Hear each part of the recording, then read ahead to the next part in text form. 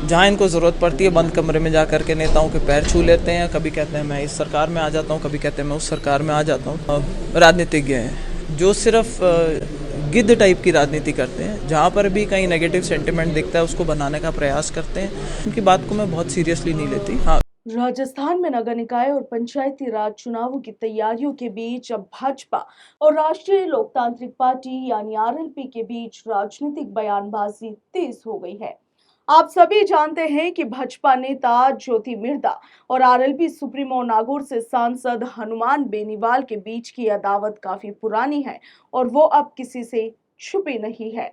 हाल ही में ज्योति मिर्धा ने हनुमान बेनीवाल को लेकर के एक ऐसा बयान दे दिया है, एक ऐसा दावा कर दिया है जिसकी चर्चाएं अब पूरी राजस्थान की सियासत में खूब हो रही है।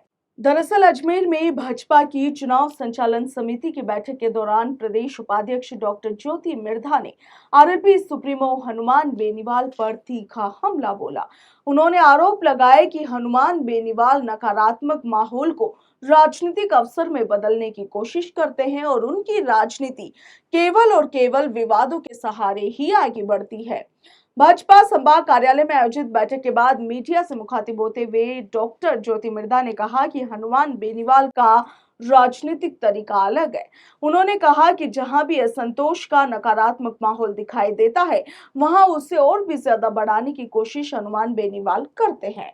उन्होंने आरोप लगाए कि सार्वजनिक मंचों पर बड़े बड़े दावे करने वाले हनुमान बेनीवाल जरूरत पड़ने पर बंद कमरों में नेताओं के पैर छूते हैं और कभी इस सरकार तो कभी दूसरी सरकार में शामिल होने की बात करते हैं।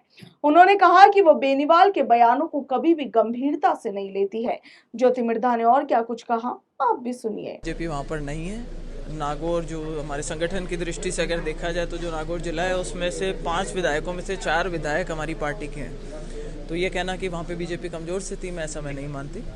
रही बात यहाँ पे जो नगर निकाय के और पंचायती राज के चुनाव होंगे, मुझे पूरा विश्वास है कि बीजेपी के सभी लोग मिल कर के और एक अच्छा रिकॉर्ड स्थापित करने की कोशिश करेंगे कि शहरों में भी और गाँवों में भी ज़्यादा से ज़्यादा सरकार की सहभागिता लोगों के जो है उसमें हमारे बोर्ड बन करके आए।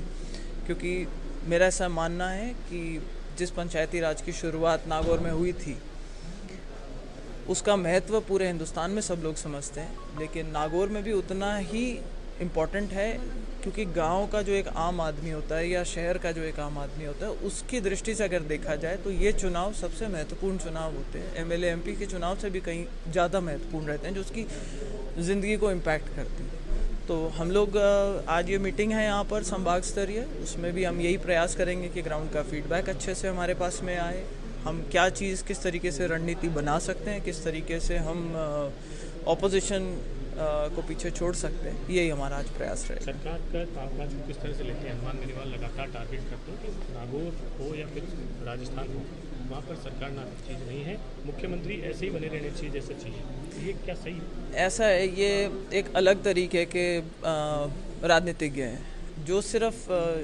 गिद्ध टाइप की राजनीति करते हैं, जहाँ पर भी कहीं नेगेटिव सेंटिमेंट दिखता है उसको बनाने का प्रयास करते हैं। जहाँ इनको ज़रूरत पड़ती है बंद कमरे में जा कर के नेताओं के पैर छू लेते हैं। कभी कहते हैं मैं इस सरकार में आ जाता हूँ, कभी कहते हैं मैं उस सरकार में आ जाता हूँ। उनकी बात को मैं बहुत सीरियसली नहीं लेती। हाँ, कोशिश उनकी ये रहती है कि लोगों को किस तरीके से गाँव में बरकलाया जाए और अभी भी वो इसी जुगत में लगे रहेंगे कहीं ना कहीं कि जो लोग हमसे नाराज़ हों या बागी हों उनको किस तरीके से कैच करके और राजनीतिक दृष्टि से उसको भुना सकें। उनकी ऐसी टेंडेंसी रहती है और लोग अब समझ चुके हैं कि उनका, आप देखिए कि अगर आज जब मैं बोला लक्ष्मण जी हैं, चाहे मंजू जी हैं, चाहे रेवत जी हैं, ये लोग जिस एरिया से आते हैं वहाँ पे सो कॉल्ड ऐसा कहा जाता था कि आरएलपी का बहुत ज़्यादा प्रभाव है, लेकिन आज आप देखने को मिलता है कि वहाँ पे आरएलपी काफ़ी कमज़ोर हो चुकी है। और कांग्रेस की बात करें तो राजस्थान में बीजेपी का जो मुख्य विरोधी दल है वो आज भी कांग्रेस है, लेकिन नागौर में देखें तो उसकी स्थिति भी काफ़ी ख़राब है। तो उस दृष्टि से मुझे लगता है इसका पूरा फ़ायदा बीजेपी को मिलेगा और नागौर में बहुत अच्छी परफॉर्मेंस रहेगी। आप देखिए कि ज्योति मिर्धा ने इस दौरान कहा कि बेनीवाल की राजनीति का उद्देश्य गांवों में लोगों को बरगला कर राजनीतिक लाभ लेना है। उन्होंने आरोप लगाया कि भाजपा से नाराज या फिर बागी नेताओं को अपने साथ जोड़ने की कोशिश भी इसी रणनीति का एक हिस्सा है। हालांकि ज्योति मिर्धा का दावा था कि अब जनता इस राजनीतिक शैली को समझ चुकी है और इसका असर पहले जैसा नहीं रहा। भाजपा नेता ने इस दौरान कहा कि नागौर जिले में पार्टी पहले से कहीं अधिक भाजपा जो है वो मजबूत स्थिति में है। उन्होंने कहा कि जिले की 5 विधानसभा सीटों में से 4 पर भाजपा के विधायक है। उनके मुताबिक जिन इलाकों को कभी आरएलपी का मजबूत गढ़ माना जाता था, वहां पर भी अब पार्टी का प्रभाव घट गया है। इसके साथ ही उन्होंने कांग्रेस की स्थिति को भी कमजोर बताते हुए दावा किया है कि इसका सीधा लाभ भाजपा को आगामी स्थानीय चुनावों में जरूर मिलेगा।